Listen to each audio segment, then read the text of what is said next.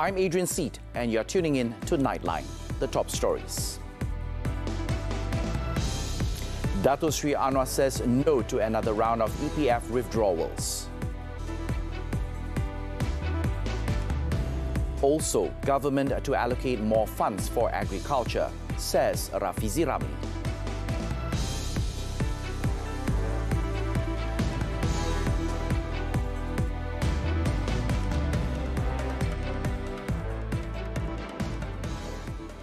Thanks for joining us.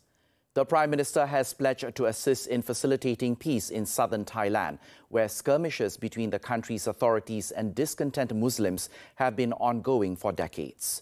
Dato Sri Anwar Ibrahim said he will also leverage the fact that many southern Thai Muslim leaders are familiar with him due to their personal relationship.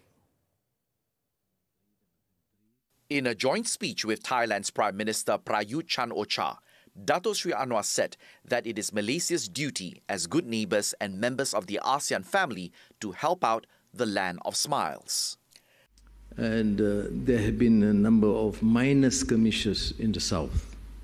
Now I come here with a very clear, categorical message that the government of Malaysia will not condone any sort of violence to resolve any conflict.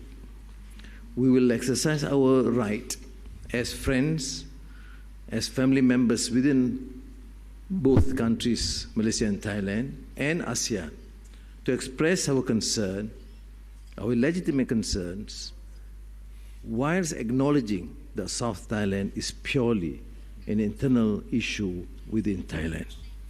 But it is our duty as good neighbours and family to do whatever is required and necessary to facilitate the process. And that is why we agree to appoint an acceptable facilitator from a retired chief of our armed forces, who is known to Prime Minister, to try and work and find ways that we can assist or be of assistance. Dato Sri Anwar is on a 2-day official visit to Thailand starting Thursday. Malaysia is a facilitator for the peace dialogue process in ending the decades-old conflict in southern Thailand. Former Chief of Defence Force Tan Sri Zulkifli Zainal Abidin has been appointed as the new Malaysian Chief Facilitator effective January 1st, 2023. Meanwhile, Dato Sri Anwar said building trust is vital in resolving the conflict in southern Thailand. Discussions were held between the government and insurgent groups since 2013, but the talks came to a grinding halt when the army took control in Thailand a year later. Talks resumed without the involvement of the main parties, including Barisan Revolusi Nasional, BRN. General Wan Lop Ruksanoa headed a panel for peace dialogue in the southernmost provinces in Thailand, PEDP. Earlier, Dato Sri Anwar was accorded an official welcome at the Government House, where he was greeted on arrival by his Thai counterpart.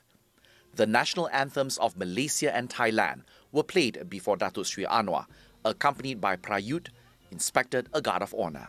Both leaders then held a bilateral meeting to discuss steps to strengthen cooperation in various fields. Dato Sri Anwar also witnessed the signing of the Memorandum of Understanding between the Malaysian Digital Economy Corporation of Malaysia, AMDAC, and the Digital Economy Promotion Agency of Thailand Company Limited and TNB Power Generating Sdn Bhd with B. Grimm Power Public Company Limited. At an afternoon ceremony with the Malaysian people in Thailand, the Prime Minister stressed Putrajaya's commitment to continuing to strengthen relations with Bangkok. Our priority is therefore to resolve most of the outstanding issues, and I will emphasize, of course, this point to Prime Minister Prayut this evening, and the other ministers, deputy prime ministers, in the short trip. The message is very clear. We will do whatever is necessary to ensure the relations is par excellence, and to use this for the benefit of our peoples, in terms of their own security, their livelihood, trade, investments, joint activities, joint effort in the business and in trade.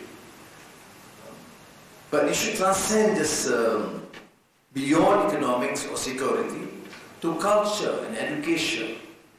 So many similarities, so many challenges that we have together, we have faced together. This is Datuk Sri Anwar's maiden visit to Thailand after being sworn in as the 10th Prime Minister on November 24th last year. This is also his 4th international official visit after Indonesia, Brunei and Singapore.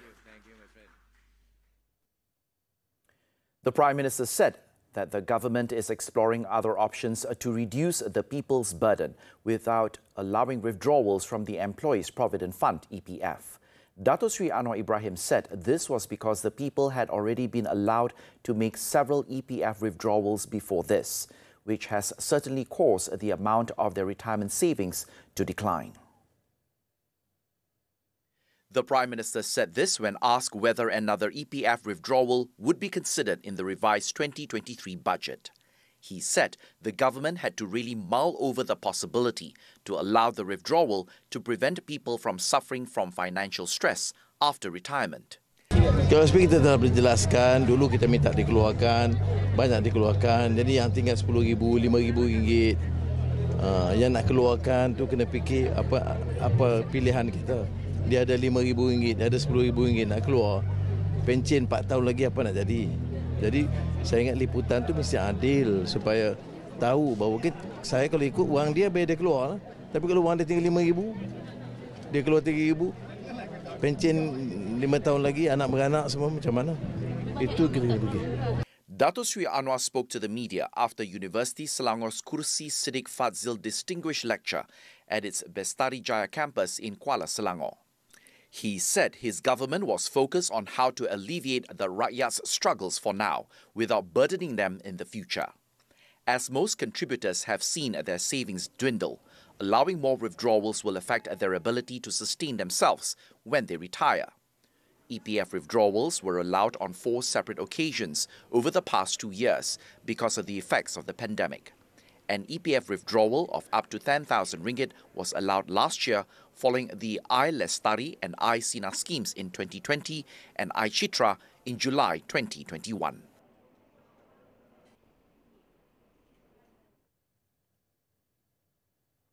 Now, should the people dip into their retirement savings? Most people Nightline spoke to said they would not do that as it could have significant consequences for both the individual and the overall economy. I would say I will not agree because our retirement, for the KWSP is for the retirement.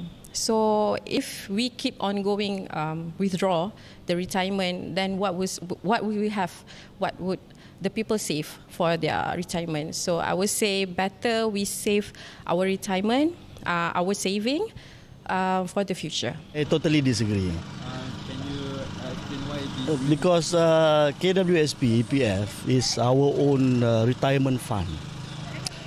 Kalau after the fact, kalau kita tengok total pencarum, untuk sustain the life after retirement, it's more now because time has changed.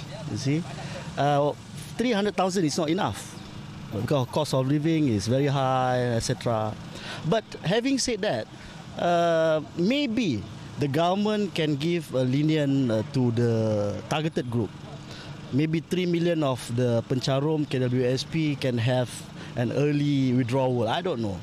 You know, it's targeted group. But to give all is not sustainable. No, I totally disagree. Because, I mean, if it's for the future, we've been saving our money all this time, working susah-susah. Why would we want to withdraw the money early, you know? So, I mean, for me, I'll be saving my money for my own future, for my own good. And, you know, it's for my future family. So I wouldn't want to be taking out my money. I mean, there's so many other opportunities out there right now to make money. And I would say go for it because a big no for taking out EPF. That sekali is enough. No more. I just not agree with people withdraw their EPF savings because in the future we cannot predict what will happen, and they should save as much as possible if they can. We ask the same question to Bank Islam's chief economist, Firdaus Rosli. We have to go back to the primary focus of EPF contribution, which is to stabilize the consumption pattern of its contributor throughout the productive working age. But the problem is, we are generally more rational about the future, but less so at present. So there is a tendency for us to go for instant gratification, that is, to spend much of our savings today rather than tomorrow. So the prospects of people to withdraw EPF and spend it on things that may not necessarily be beneficial for them in the future is highly probable. So whether or not, again, going back to the question, whether or not the government should allow this, is probably should be only on basically two things. Number one is income generating or wealth enhancing activities only. And that is all. Prime Minister Datuk Seri Anwar Ibrahim stressed that the government is committed to supporting the establishment of innovative and high-growth companies through increased investment in technology companies under 2023 budget. Datuk Seri Anwar said he had conveyed the matter in a virtual discussion with founders and chief executive officers from 10 companies, including Aerodyne, Qasem, Inari Amatron, on Wednesday. In his social media post on Thursday, the Prime Minister said the meeting was part of the 2023 budget engagement with the industry. The discussion was mainly about the great potential of startup companies in Malaysia and the need for government policy intervention in strengthening the startup company ecosystem, especially for financing, talent development and fiscal incentives. Datuk Seri Anwar said Malaysia had the talent to build high-growth, innovative companies which were capable of generating high-income jobs. In line with the core of creativity in the Malaysian Madani vision, he said the 2023 budget would encourage knowledge and innovation-based investments. He also said government-linked investment companies, including the Employees Provident Fund and Khazanah, would invest over 1 billion ringgit in innovative and high-growth local startup companies.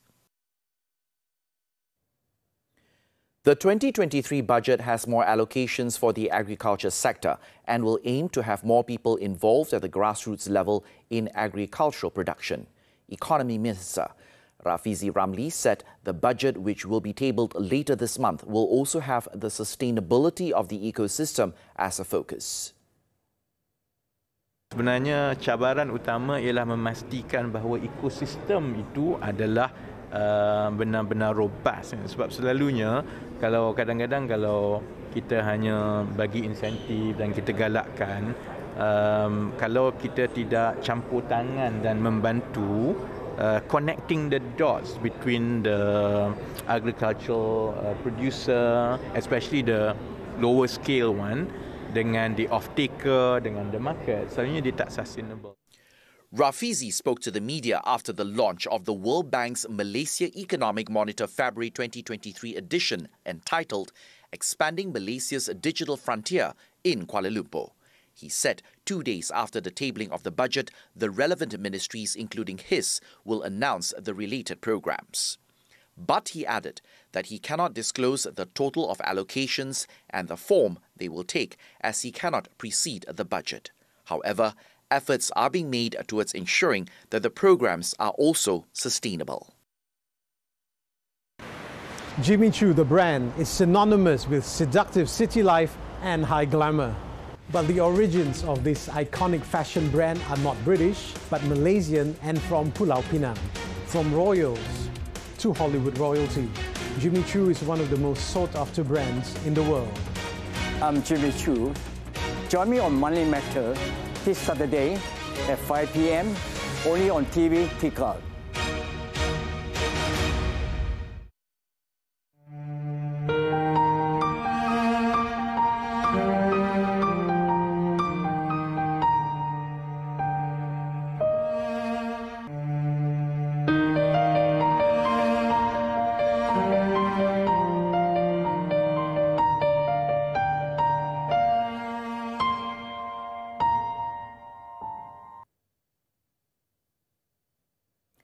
Yang di-Pertuan Agong Al-Sultan Abdullah Riyatuddin Al-Mustafa Billah Shah presented letters of appointments to 10 new Malaysian heads of missions at Istana Negara on Thursday.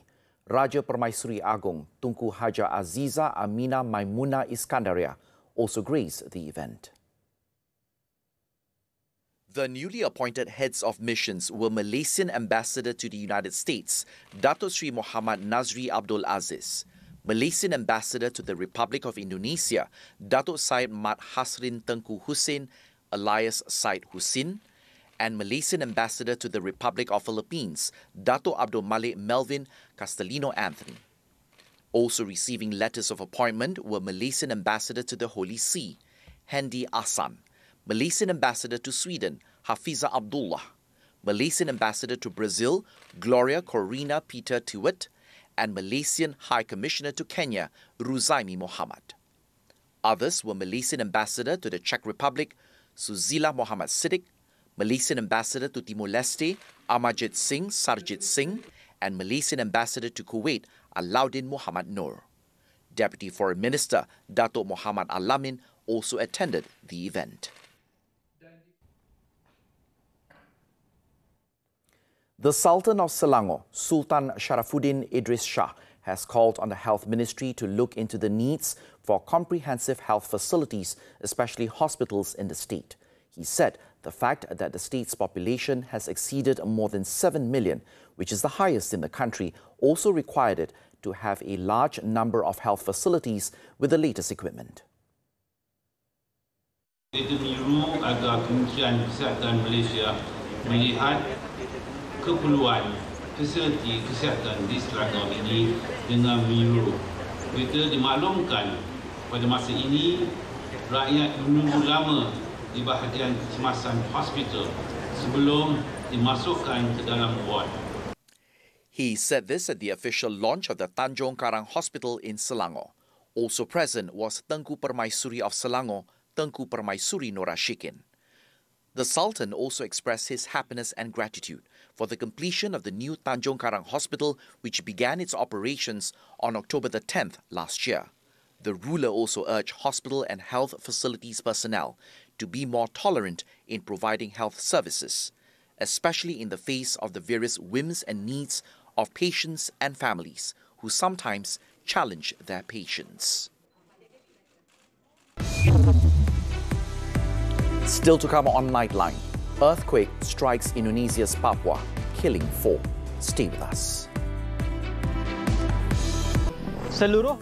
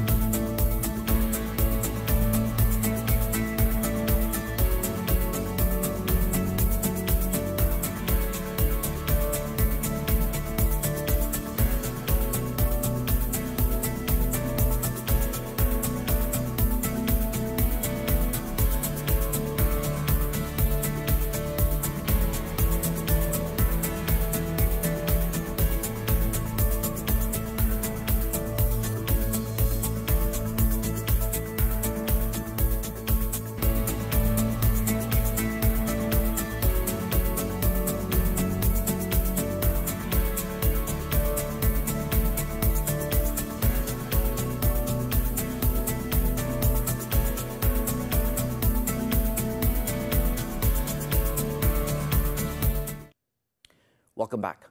The death toll from Monday's devastating quake has now reached 16,170 in Turkey, bringing the combined total of fatalities in the country and neighboring Syria to 19,362. It was reported that rescuers pulled more survivors from beneath the rubble of collapsed buildings on Thursday, but hopes were starting to fade of finding many more people alive after more than 3 days. The catastrophic earthquakes hit both of the countries. Bitter cold has hampered the 4-day search of thousands of flattened buildings, and the 72-hour mark that experts consider the most likely period to save lives has passed. Meanwhile, Turkish President Recep Tayyip Erdogan, in a speech on Thursday, vowed to rebuild every home destroyed within a year, saying the government would give $531 to each person affected by the quakes. He also said that the state of emergency he earlier announced will be in force as of Thursday in the 10 provinces struck by the earthquake, while promising that the reconstruction in the region will be completed within 1 year. Meanwhile, at least 4 people were killed and several buildings damaged after a shallow 5.2 magnitude earthquake struck Indonesia's easternmost region of Papua on Thursday. According to Indonesia's Geophysics Agency, the epicenter of the quake was 1 kilometer from Jayapura, the capital city of Papua province, at a depth of 10 kilometers. It was reported that the 4 victims had been at a cafe, and the quake caused the building to collapse. The European Mediterranean Seismological Center, meanwhile, said it recorded the earthquake at a magnitude of 5.5. Thursday's quake in Papua was one of more than 1,000 recorded in the area since January of this year.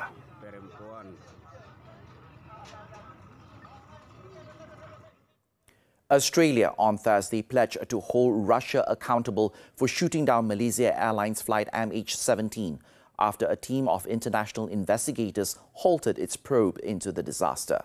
In its probe, the team said there were strong indications Russian President Vladimir Putin personally approved supplying the missile system that eventually downed the flight, but they halted the investigation as there were no conclusive evidence.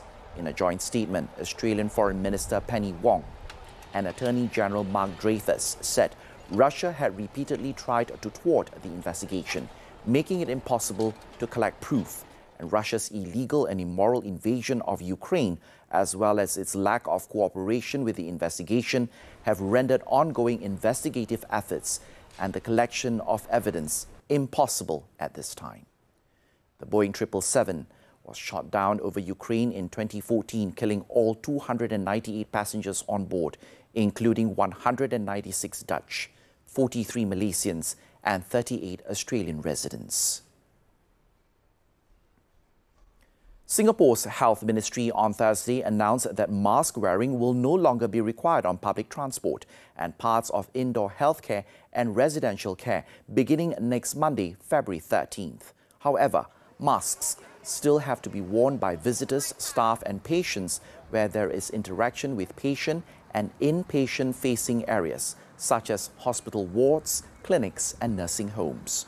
In a statement, the ministry said the directive will be a requirement rather than mandated, since 80% of the country's population has achieved minimum protection and around half are up to date with their vaccinations.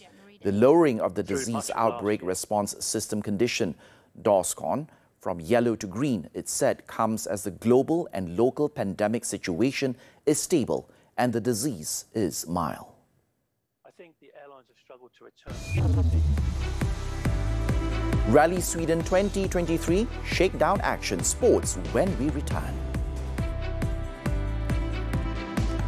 Only this time, you'll never come back.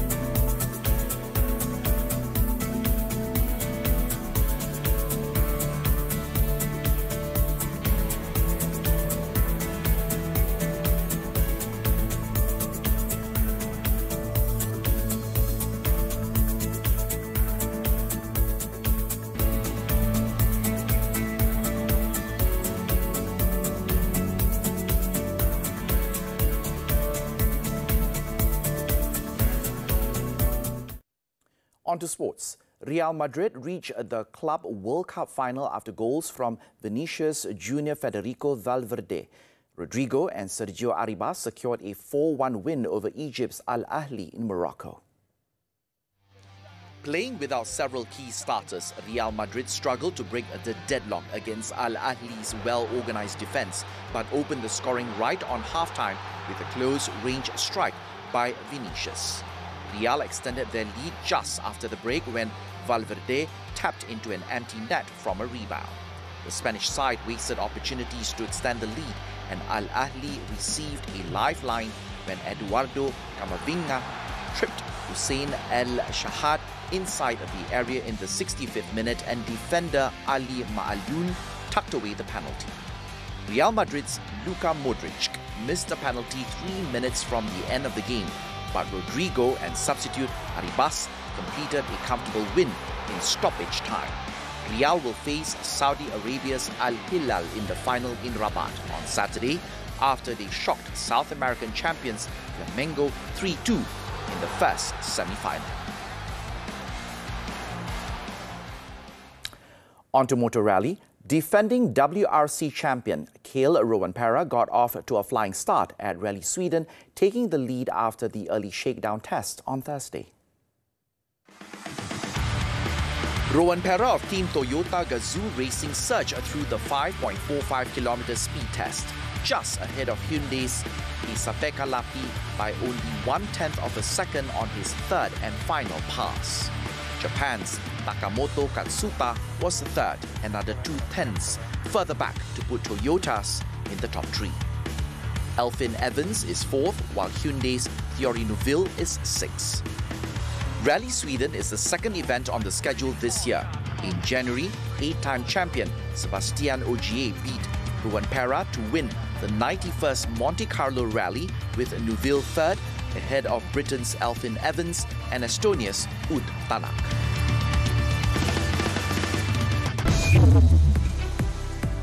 Security company supervisor charged with trafficking heroin. The details right after this short break.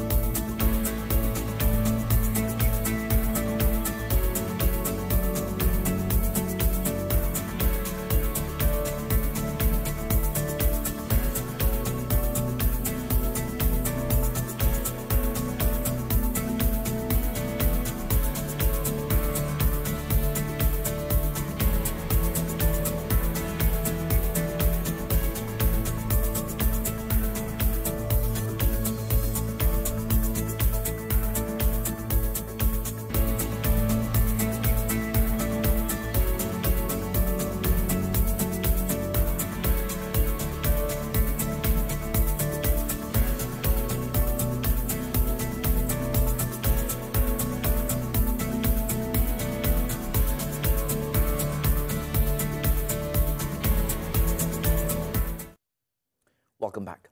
In Malacca, a security company supervisor was charged in the Icro Magistrates Court with trafficking 1.4 kilograms of heroin into the country. 36-year-old Muhammad Amali Masturo was alleged to have committed the offence by a roadside at Jalan TU60, Taman Tasik Utama, Icro, at 9 p.m. last February the 2nd. He was charged under the Dangerous Drugs Act 1952, which provides the death penalty if found guilty. No plea was recorded after the charge was read out before Magistrate Mazana Sinin. The court set March 14th for mention, and the accused has been denied bail.